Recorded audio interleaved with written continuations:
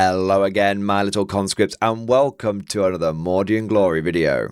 Today's episode is going to be an Imperial Guard Tactica, this time deep diving the Leman Russ battle tank. You see, with the new Grizzled Company detachment, I think the venerable El Classico is back on the menu. Stratagems, enhancements, there's a lot going for this beast, and I think it's a unit you definitely want to consider for your army lists. So without further ado, let's mount up and drive right into this thing. Attention guardsmen, the Commissariat has detected you have not yet liked this video. Do so immediately or else you will face the Emperor's wrath. And anyone who has not yet subscribed to the channel will be transferred to the penal battalions. That is all. Move out! We're going to start off with a quick refresher course on what the hell the Leman Russ battle tank actually is. Now, if you are a veteran of the Imperial Guard and you know what a battle tank does, then feel free to skip ahead to the next part of the video using the timestamps down below. But if you're a fresh-faced conscript and you're not quite sure what this old thing does, then stick around for this bit because it's going to have some important information and context for the next part. With all that said, let's crack on. And we'll begin with the stat line. The Leman Russ battle tank has a movement value of 10 inches, a toughness of 11, 2+ save, 13 wounds, leadership 7, and objective control of 3. That movement value is perfectly okay. Not great, not terrible.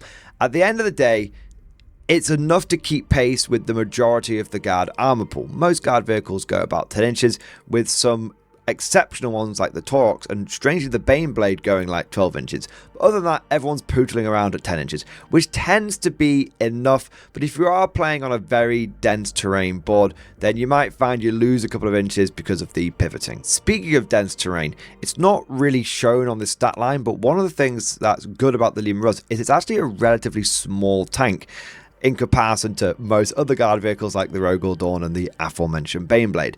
Now, for a lot of players, this might not seem like a big deal, but it's definitely something you're going to want to take into account when you are considering what terrain you're going to be playing on. If you're playing on GW terrain, you don't need to worry about it. There's plenty of open spaces, plenty of gaps for your vehicles to squeeze through.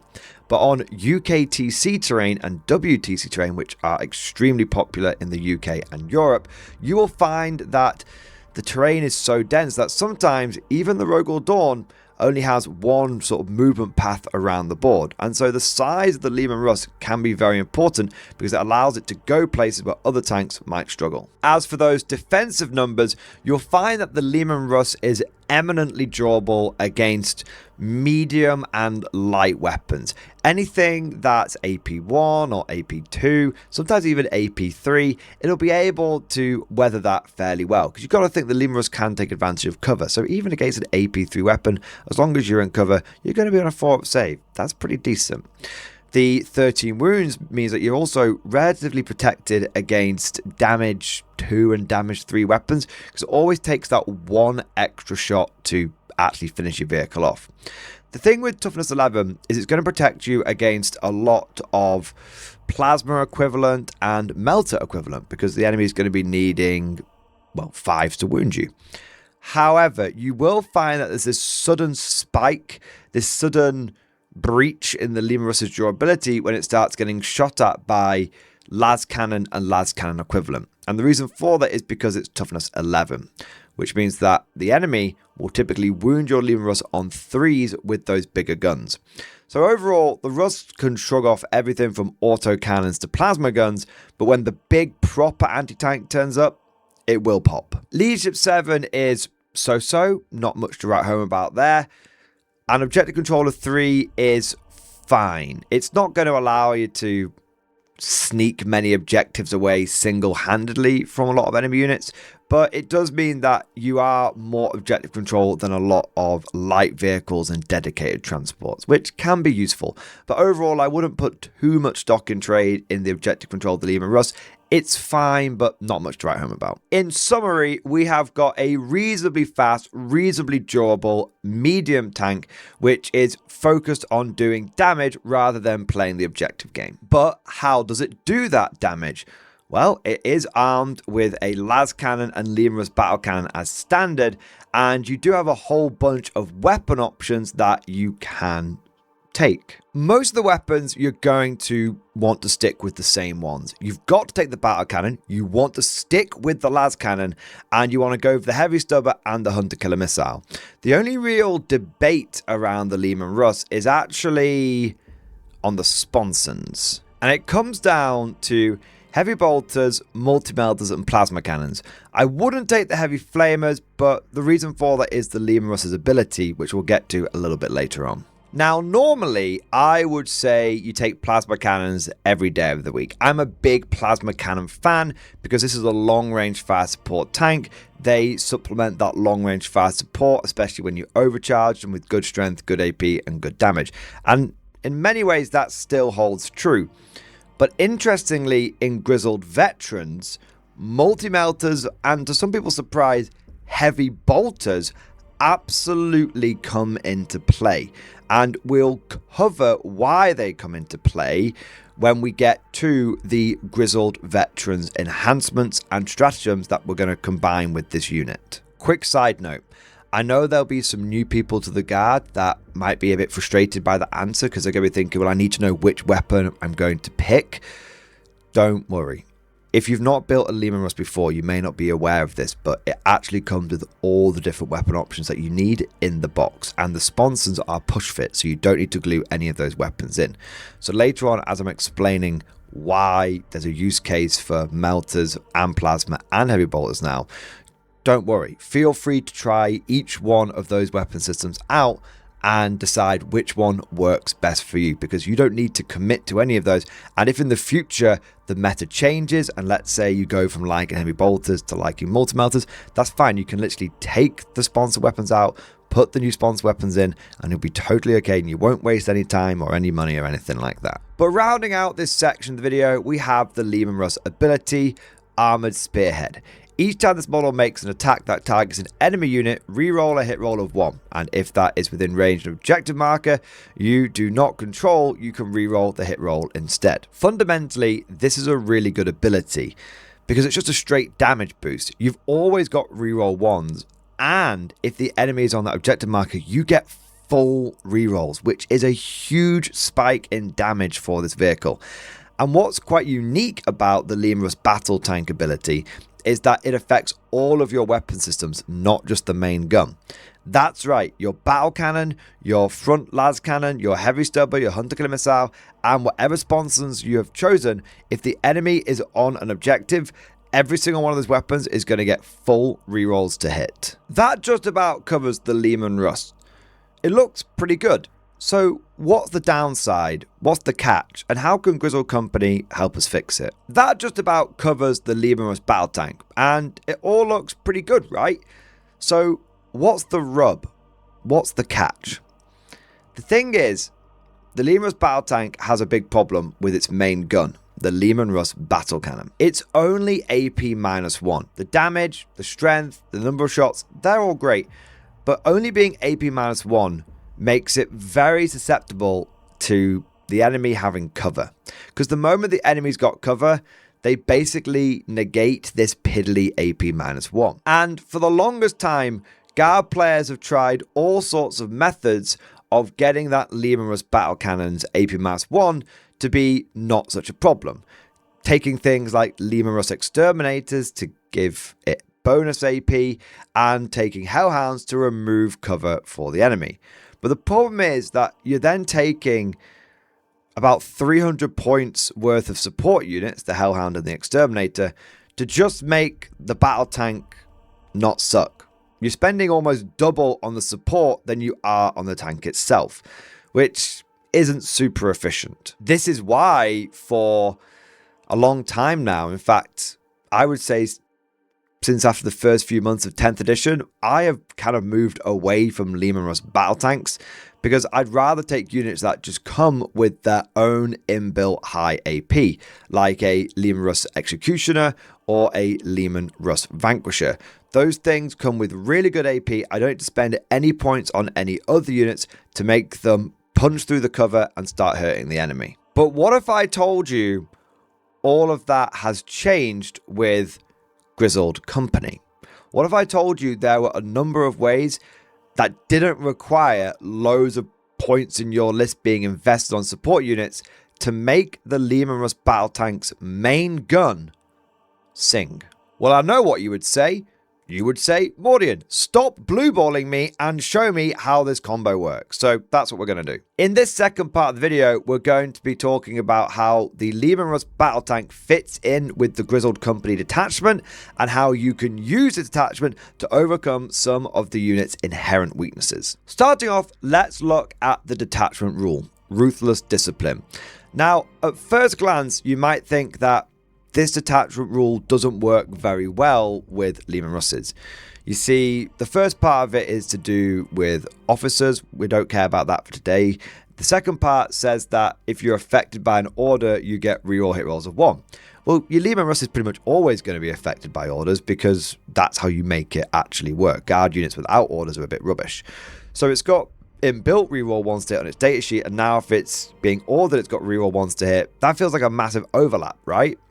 Well, a little bit, but to be honest, the main thing that we're looking at is actually the third part of this detachment rule, which is if the target of that attack is within range of an objective marker, reroll a wound roll of 1 as well. Now that is much more interesting because that completely flips the script and makes the Leman Russ battle tank actually complementary with this detachment. Because the whole thing with the Leman Russ battle tank is you're trying to use it to clear enemy units from objectives.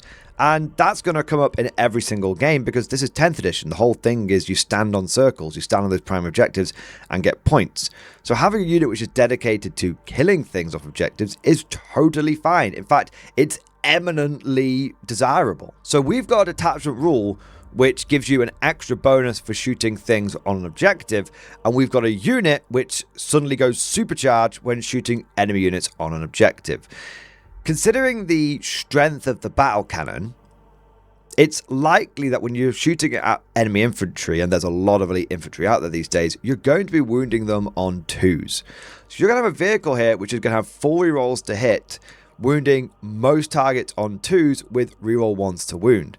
In essence, in practicality, where the rubber meets the road, you very well may have a vehicle that is hitting with 4 rerolls and technically wounding with 4 rerolls as well in a lot of situations. Now you might be thinking to yourself, Mordian, you seem like you're making a big deal out of rerolling some 1s to wound. Surely if you're winning on 2s anyway, it's not that big deal.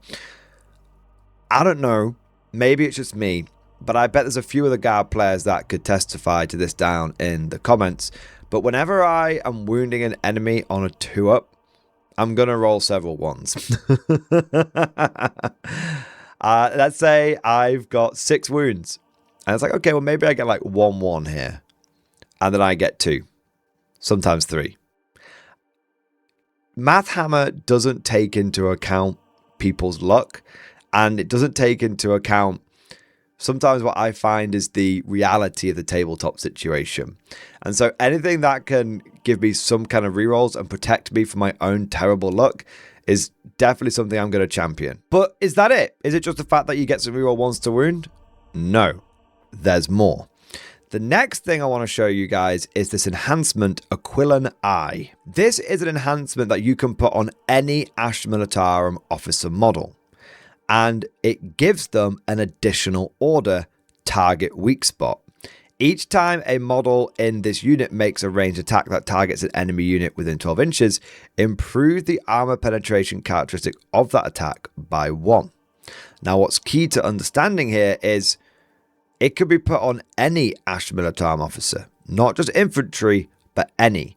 So this can be put on Leman Russ tank commanders and Rogal Dawn tank commanders, and then they can hand out this special order to other vehicles. And the reason this is such a big deal for our Leman Russ battle tank is because suddenly our main gun isn't getting completely screwed over by cover. We're going from AP1 to AP2 on the main gun, and that allows us to actually start punching through cover and taking down and degrading the enemy's armor save. And taking someone from a 2-up save to a 3-up save, or from a 3-up save to a 4-up save, can be game changing. However, there are 2 possible weaknesses with this order. Firstly, you have to get close. It's only got a 12-inch range. But that's not the end of the world. because if you're taking something like multi-melters, you want to be getting up close and personal anyway to try and get into melter range. So that's okay. Secondly, you're giving up take aim. Now, take aim is the usual go-to order for Russes, because well, not just Russes, but almost any guard unit, because you go from hitting on 4s to hitting on 3s. This isn't such a problem with our Leman Russ battle tank, because if we're clearing someone off an objective, we've got full rerolls to hit. But wait, there's more, because we've not even got to the stratagems yet. And there's a couple here that really jump out to me. First up, we've got veteran sharpshooters. This costs 1 command point. You do it in your shooting phase, and until the end of your phase, weapons equipped by models in your unit have the ignores cover ability. Huge. Huge. Think about it. Now you've got a Leman Russ battle cannon, which is AP -2, and you can make it ignore cover. That's going to rip through a lot of different units, man. You're going to kick Terminators down to a 4-up save. Every save that they fail, because of damage 3, is going to splat 1. Huge. And you've got full rerolls to hit as well if they're on that objective. And I think Terminators are T5, so you're going to be wounding them on 2s, rerolling 1s as well. This thing is going to start blasting elite infantry to pieces left, right, and center. And what's kind of cool about this is that it's going to be kicking those elite infantry down to their invulnerable saves. You see, normally I'd take something like a Leman Russ Execution to do this, but the Leman Russ Executioner's ability is kind of rubbish. I don't really like it. I'm really taking the Leman Russ Executioner because I want it to have the inbuilt AP -3 and all that plasma, right? But now I can essentially get the same effect, because if I'm shooting someone and they've got the benefit of cover and I'm hitting with AP -3, that's the same as me hitting them with AP -2 ignoring cover, especially if they've got an invulnerable save, and so many units do have an invulnerable save. But what's interesting is how this whole argument of you basically just kicking them down to the inevitable 4-up you're going to encounter actually brings heavy bolter sponsons, or heavy bolters in general. You could end up with 3 heavy bolters on a Leman Russ. It's not the craziest idea, but this whole thing of, okay, AP -2 ignoring cover, realistically, it's the same as basically AP -3 not ignoring cover. This whole thing, like I said, brings heavy bolters back into contention. Normally, I'm a plasma cannon kind of guy, but if I'm getting within 12 inches anyway, it feels like I should be taking multi-melters. But multi-melters are already AP -4. Does it make a huge difference going up to AP -5? No, probably not. The enemy's already on that invulnerable save. So if I go for heavy bolters, I'm going to have more shots. I'm going to have the ability to generate even more shots because of sustained hits. And I'm still going to be wounding the enemy. Well, I guess Terminators will be wounding them on 4s, rerolling 1s, which isn't great. So the wounding thing's definitely a question there. But there's a lot to be said for pure volume. 9 heavy bolter shots, 4 rerolls to hit, sustained hits, rerolling 1s to wound, AP -2 ignores cover. I think there's something to be said for that, for sure. And then you combine it with our last stratagem here, which is purging fire. Now, to be fair, this one I think is a little bit more risky, because your unit has to be in range of an objective marker. So not only do the unit you're shooting at have to be in range for this to go off, but you also need to be in range. Now, if you've got that, you'll get lethal hits. And that's going to help.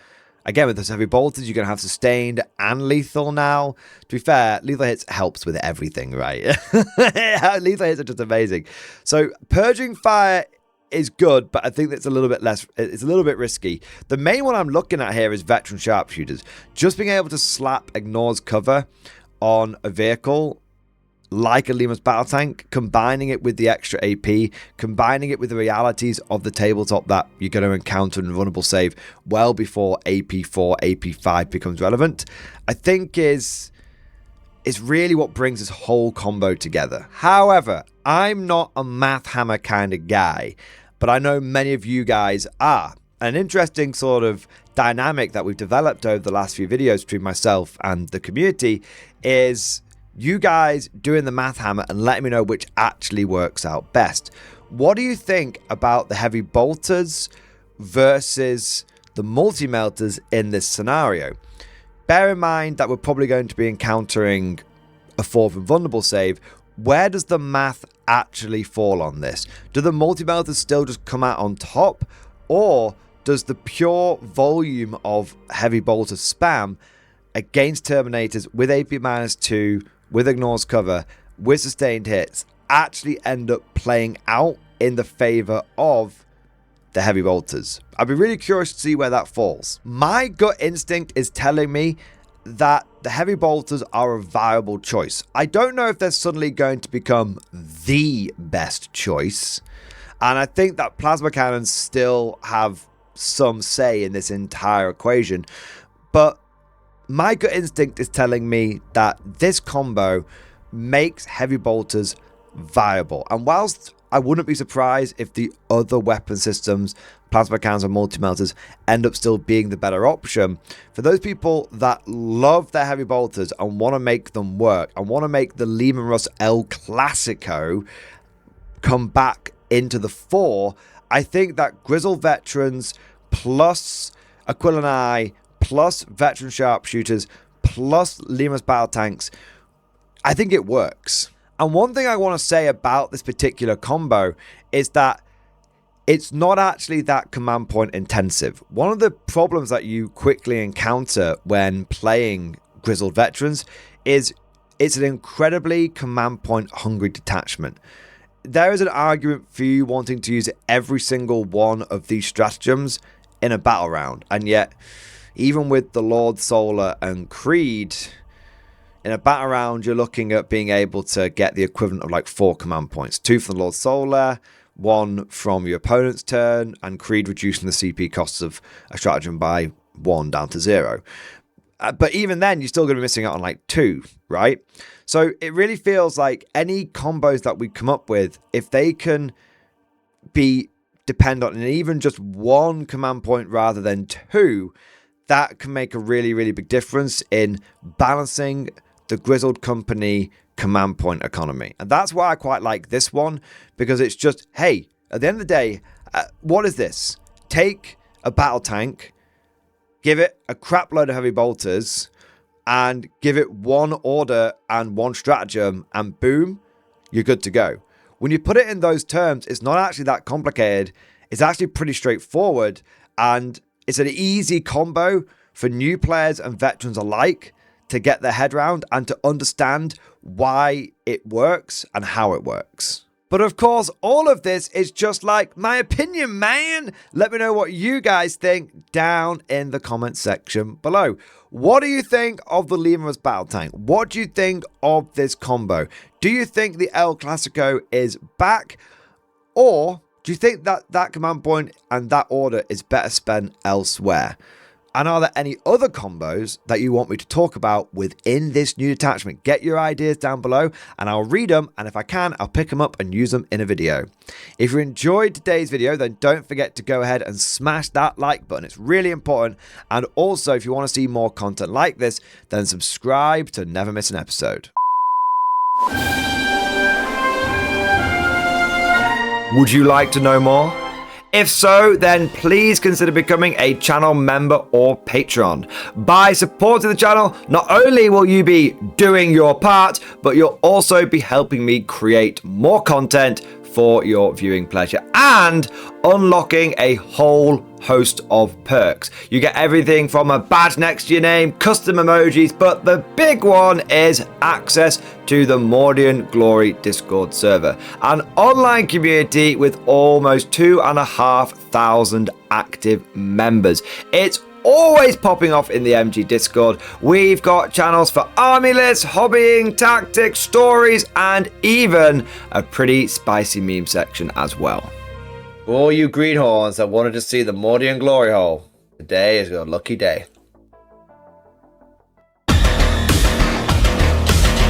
And joking aside, I do want to say a massive thank you to all of the current channel members and Patreons. You guys are amazing. Truly the lifeblood of the channel. I could not do Mordian Glory full-time without the incredible and generous support of my members. So thank you guys so much. And last but certainly not least, I want to say a personal thank you to all of my top tier Patreons. These are the War Masters, the people who have truly gone above and beyond the call of duty. So a heartfelt thank you to Redfield, 32, Jurgens, Miasma, Try Again, Bragg, RJ, Scorpion, Bonbon Vert, Lord Pryor, Nicholas Walsh, John Stubbs, Guardian, Varney, Sword, Fish Trombone, Picklock the Forged. Seriously guys, thank you from the bottom of my heart. Your support is incredible and it makes a huge difference. Thank you so much. That's all for now. Hope you've all enjoyed today's video, and of course, as always, see you guys next time.